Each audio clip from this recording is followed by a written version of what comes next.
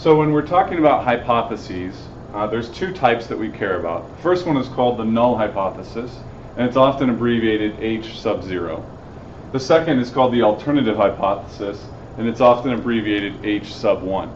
The reason that you want to include these in an experiment is that prior to conducting the experiment, you want to have a relationship established between the independent variable and the dependent variable.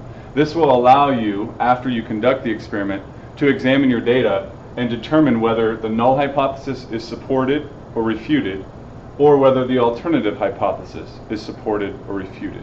So I've written your notes that I've included on the website up here, and I want to talk through this in the Red Bull example.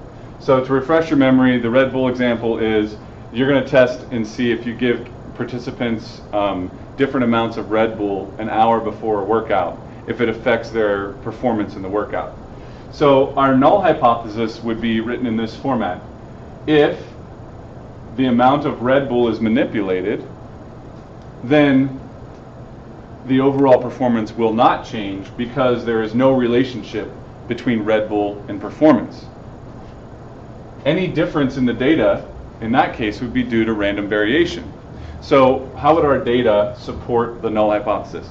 If you give 10 participants different amounts of Red Bull and they don't show any differences in the data that you collect in their performance, you could say, well, we're supporting the null hypothesis. There must be no relationship between Red Bull and their performance, in which case the changes or any small fluctuations in the data are simply due to random biological variation of the human beings.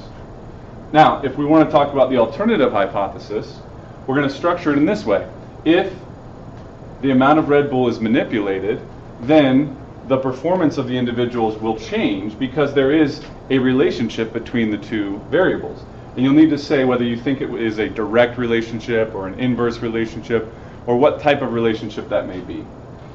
What type of data would we gather that could support this? Well, if you give your participants a different amount of Red Bull, and those that get more Red Bull perform better, you could say that there is a direct relationship between the amount of Red Bull and performance on a workout.